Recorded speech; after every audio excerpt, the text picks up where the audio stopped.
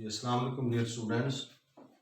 جی آج ہم پڑھیں گے قومی آمدنی کی ڈیفینیشن کہ نیشنل انکم کیا ہوتی ہے اور اس کے جو مختلف کانسیپٹس ہیں جو ڈفرینٹ کانسیپٹس ہیں ریگارڈنگ نیشنل انکم ان کو آج ہم کور کرنے کی کوشش کریں گے. جی سب سے پہلے گراس نیشنل پروڈکٹ یا خام قومی پیداوار سے کیا مراد ہے؟ ایک ملک ایک سال کے دوران جتنی بھی اشیاء و خدمات پیدا کرتا ہے اس کو اس ملک کی خام قومی پیداوار یا خام مرکب قومی پیداوار بھی اس کو کہا جاتا ہے. اس میں تمام قسم کی پیداوار جتنے بھی شعبے ہوتے ہیں معیشت کے مختلف، زراعت کا شعبہ ہے اس میں ماہی گیری ہے، پولٹری ہے اینڈ سو آن، اس میں جو فارسٹری کا شعبہ ہے، اس کے علاوہ صنعتیں مختلف قسم کی جو ہیں، جو شوگر انڈسٹری ہے، ٹیکسٹائل انڈسٹری ہے، اسپورٹس انڈسٹری، فارماسوٹیکلز، دوائیں بنانے والی کمپنیاں ہوتی ہیں، مختلف صنعتیں جتنی بھی معیشت میں صنعتیں موجود ہیں ان تمام کی پیداوار کو اس میں شامل کیا جاتا ہے. اس کے ساتھ ساتھ جو خدمات کے شعبے ہوتے ہیں، ڈاکٹرز، انجینئرز، وکلاء، اکاؤنٹنٹس، ججز، بینکرز، انشورنس کمپنیز کے جو شعبے ہوتے ہیں، جو انشورنس کمپنیاں ہوتی ہیں، ان کی خدمات، یہ تمام کی تمام جو ہے یہ خام قومی پیداوار میں شامل ہوتی ہیں. اور یاد رہے کہ اس میں جو بیرونی ممالک سے بھیجی گئی آمدنیاں ہیں، جو باہر ممالک میں کام کر رہے ہوتے ہیں لوگ، وہ اپنے اہل و عیال کو، رشتہ داروں کو، فیملیز کو جو وہاں سے رقومات بھیجتے ہیں وہ بھی خام قومی پیداوار میں شامل ہوتی ہیں. اس کے بعد ہے خالص قومی پیداوار، نیٹ نیشنل پروڈکٹ NNP. اگر ہم اس میں سے خام قومی پیداوار میں سے جو گراس نیشنل پروڈکٹ ہے، اس میں سے اگر ہم مختلف جو ڈپرسیشن الاؤنس، شکست و ریکھ کے اخراجات، اگر خام قومی پیداوار میں سے یعنی گراس نیشنل پروڈکٹ میں سے مائنس کر دیں ڈپرسیشن الاؤنس، شکست و ریکھ کے اخراجات، تو جو باقی ہمارے پاس بچتی ہے وہ خالص قومی پیداوار یا نیٹ نیشنل پروڈکٹ کہلاتی ہے. اب شکست و ریکھ کے اخراجات یا ڈپرسیشن الاؤنس کیا ہوتے ہیں؟ یہ وہ اخراجات ہوتے ہیں، ان کو مرمت کے اخراجات بھی کہا جاتا ہے، ان کو توڑ پھوڑ کے اخراجات کا نام بھی دیا جاتا ہے. جو مختلف قسم کی جو مشینیں ہوتی ہیں ایک اکانومی کے اندر، ایک معیشت کے اندر، ان کی جو مرمت وغیرہ پہ جو اخراجات آتے ہیں ان کو رننگ کنڈیشن میں رکھنے کے لیے مختلف جو خرچے برداشت کرنے پڑتے ہیں ان کو شکست و ریکھ کے اخراجات کہا جاتا ہے. تو اگر ہم خام قومی پیداوار میں سے شکست و ریکھ کے جو اخراجات ہیں ان کو مائنس کر دیں تو جو باقی ہمارے پاس بچے گا وہ خالص قومی پیداوار ہوگی. اس کے بعد تیسرا کانسیپٹ ہے خام ملکی پیداوار، یا اس کو ہم خام داخلی پیداوار بھی کہتے ہیں، گراس ڈومیسٹک پروڈکٹ. جی یہ جو پہلے نمبر پہ ہمارے پاس جو GNP ہے یعنی خام قومی پیداوار، اس میں سے اگر ہم فورن انکم یعنی بیرونی ممالک سے بھیجی گئی آمدنیاں ان کو مائنس کر دیں، ان کو نکال دیں، تو جو ہمارے پاس بچے گی وہ خام ملکی پیداوار کہلائے گی، گراس ڈومیسٹک پروڈکٹ. جی نمبر 4 پر ہے قومی آمدنی. قومی آمدنی کو ہم تھیوریٹیکلی بھی ڈیفائن کریں گے اور ہم اس فارمولے کی مدد سے بھی اس کو ڈیفائن کریں گے. جی قومی آمدنی سے مراد اس کے مختلف ڈیفینیشنز ہیں. مثلا ڈاکٹر الفرڈ مارشل کہتا ہے کہ اشیاء و خدمات کی وہ مقدار جو ایک ملک کے لوگ ایک سال کے دوران پیدا کرتے ہیں اس ملک کی قومی آمدنی کہلاتا ہے. تو یاد رکھیں کہ جو قومی آمدنی کا عرصہ ہوتا ہے، اس کی یعنی جو کیلکولیشن ہے، اس کی جو میجرمنٹ ہوتی ہے وہ 1 ایئر کا، ایک سال کا عرصہ جو ہوتا ہے اس کے دوران جو اشیاء و خدمات پیدا ہوتی ہیں ان کو ہی جو ہے قومی آمدنی کہا جاتا ہے.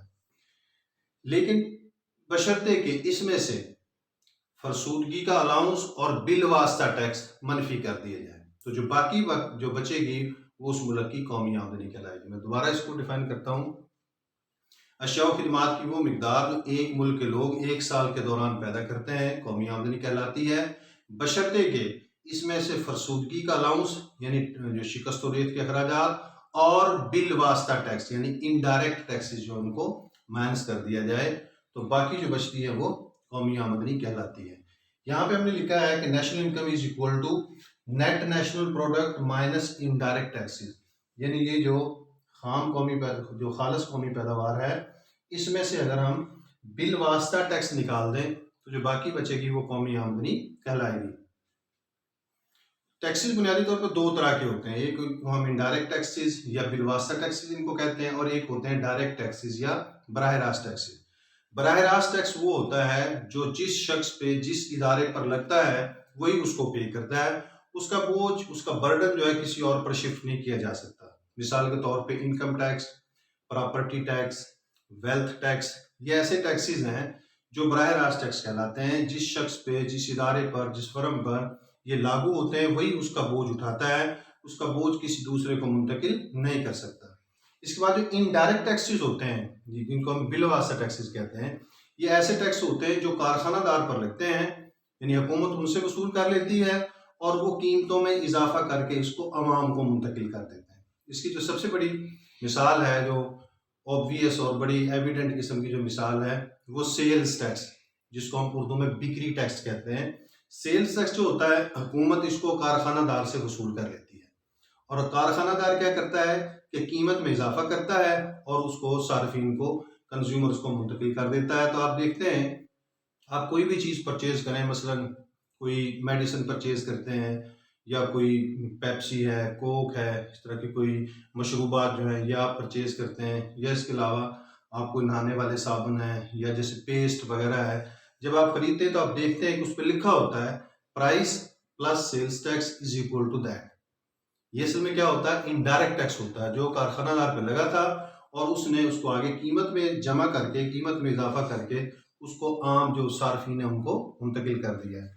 تو ہم جب قومی آمدنی نکالتے ہیں تو جو خالص قومی پیداوار ہے، جو نیٹ نیشنل پروڈکٹ ہے، اس میں سے جو انڈائریکٹ ٹیکسز ہیں ان کو مائنس کر دینا ہے.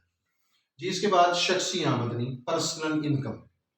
جی پرسنل انکم برابر ہوتی ہے قومی آمدنی، نیشنل انکم جمع ٹرانسفر پیمنٹس یعنی انتقالی ادائیگیاں. یہ ابھی میں آپ کو ایکسپلین کرتا ہوں کہ انتقالی ادائیگی کیا ہوتی ہے. جمع direct taxes minus undistributed profits of public companies، یعنی جو یہ ہوتی ہیں پبلک کمپنیز ہوتی ہیں، ان کو مشترکہ سرمایہ کی کمپنیاں کہتے ہیں، ان کے غیر تقسیم شدہ منافع جات ان کو مائنس کر دینا ہے. اس میں سے نیشنل انکم میں جمع کر دینا ہے ٹرانسفر پیمنٹس کو، جمع براہ راست ٹیکس، اور منفی کر دینا ہے مشترکہ سرمایہ کی کمپنیوں کے غیر تقسیم شدہ منافع جات. جی ٹرانسفر پیمنٹس، سوری، تو یہ بن جائے گی ہمارے پاس پرسنل انکم، جس کو ہم شخصی آمدنی کا نام دیتے ہیں. یعنی ہر سال کے دوران ایک شخص فرداً علیحدہ انڈیویجول کے طور پہ جو کماتا ہے وہ اس کی شخصی آمدنی کہلاتی ہے. مثلا ایک مزدور کی آمدنی، ایک کسان کی سارے سال کی آمدنی، یا کسی سرکاری ملازم کی سارے سال کی آمدنی، ڈاکٹر کی، کسی وکیل کی، انجینئر کی، اکاؤنٹنٹ کی، سال بھر میں وہ جو کچھ کماتا ہے وہ اس کی پرسنل انکم کہلاتی ہے. جی ٹرانسفر پیمنٹس یا انتقالی ادائیگیاں وہ آمدنیاں ہوتی ہیں جو کسی شخص کو بغیر محنت کے حاصل ہوتی ہیں. ایسی آمدنیاں، ایسی رقومات جو کسی شخص کو، کسی ادارے کو بغیر محنت کے حاصل ہوں، ان کو انتقالی ادائیگیاں یا ٹرانسفر پیمنٹس کہا جاتا ہے. مثلا زکوٰۃ، صدقہ، خیرات، پینشن، بے روزگاری الاؤنس یا اسکالرشپ، وظائف وغیرہ، یہ ساری کیا کہلاتی ہیں؟ Transfer payments. جی ڈائریکٹ ٹیکس کے بارے میں ہم بات کر چکے ہیں. اب ہم آتے ہیں مشترکہ سرمایہ کی کمپنی کیا ہوتی ہے. مشترکہ سرمایہ کی کمپنی، یہ جتنے بڑے بڑے آپ کو بزنسز نظر آتے ہیں، جو بڑے بڑے کاروبار نظر آتے ہیں، یاد رکھیں کہ سارے کے سارے جو ہیں یہ مشترکہ سرمایہ کی کمپنی ہوتی ہے. مشترکہ سرمایہ کی کمپنی کے لیے کم از کم حصے داران کی تعداد جو ہے وہ 7 ہوتی ہے، اور زیادہ سے زیادہ پر کوئی پابندی نہیں ہے. یہ ایسی کمپنیاں ہوتی ہیں جو باقاعدہ حکومت کی منظوری سے وجود میں آتی ہیں. پاکستان میں ایک ادارہ ہے جس کا نام ہے SECP، securities exchange commission of Pakistan. یہ ادارہ جو ہے ان مشترکہ سرمایہ کی کمپنیوں کو یا پبلک کمپنیوں کو رجسٹر کرتا ہے. ان سے یہ باقاعدہ ان کی چیکنگ ویریفیکیشن کے بعد ان کو کاروبار کی اجازت دیتا ہے. اس کے بعد یہ کمپنیز قائم ہوتی ہیں. تو ان کمپنیوں کے اندر بہت سے شیئرز ہولڈر ہوتے ہیں جنہوں نے ان کے حصص خریدے ہوتے ہیں. ان کے جو منافع جات ہوتے ہیں، مشترکہ سرمایہ کمپنیوں کا جو منافع ہے جو ابھی تقسیم نہیں ہوا، یعنی غیر تقسیم شدہ ہے، اس کو ہم نے شخصی آمدنی میں سے قومی آمدنی میں سے مائنس کر دینا ہے. تو یہ ہمارے پاس شخصی آمدنی یا پرسنل انکم آ جائے گی. جی سب سے آخر میں قابل تصرف شخصی آمدنی، پرسنل ڈسپوزیبل انکم. یہ وہ آمدنی ہوتی ہے جو شخصی آمدنی میں سے، یعنی جو نمبر 5 پہ تھی، اس میں سے اگر ہم ڈائریکٹ ٹیکس نکال دیں، یعنی براہ راست ٹیکس جو منفی کر دیں، جو باقی بچے گی وہ قابل تصرف شخصی آمدنی کہلائے گی. قابل تصرف شخصی آمدنی جو ہوتی ہے وہ آمدنی ہوتی ہے، تصرف کا معنی ہوتا ہے قبضے میں آ جانا، یعنی ایسی آمدنی ہوتی ہے جس کی وہ آمدنی ہے اس کو جو کچھ حاصل ہونا تھا وہ اس کو حاصل ہو چکا ہے، جو کچھ اس نے دینا تھا گورنمنٹ کو ٹیکسز وغیرہ مختلف وہ اس نے ادا کر دی ہیں، اب یہ اس کی ثوابدید پر، اس کی ڈسکریشن پر، اس کی مرضی پر منحصر ہوتا ہے کہ وہ اپنی آمدنی کو کیسے خرچ کرتا ہے۔ تو یہ مختلف قسم کے جو ہے تصورات ہے قومی آمدنی سے متعلق۔ ایک چیز جو ہے وہ آخری اوسط آمدنی یا جو ایوریج انکم یا پر کیپیٹل انکم سے کیا مراد ہے؟ کسی ملک کی جو قومی آمدنی ہوتی ہے ٹوٹل، یہ کس پر کیپیٹل انکم اگر ہم نکالیں تو یہ نیشنل انکم کو ہم ڈیوائڈ کرتے ہیں پاپولیشن سے، جو اس ملک کی آبادی ہے اس پر ہم تقسیم کر دیں تو جو ہمارے پاس بچے گی وہ پر کیپیٹل انکم یا اس کو ایوریج انکم بھی کہا جاتا ہے وہ حاصل ہو جائے گی۔ جی آج کے لیے اتنا ہی، باقی انشاءاللہ ہم کل دیکھیں گے۔ اللہ حافظ۔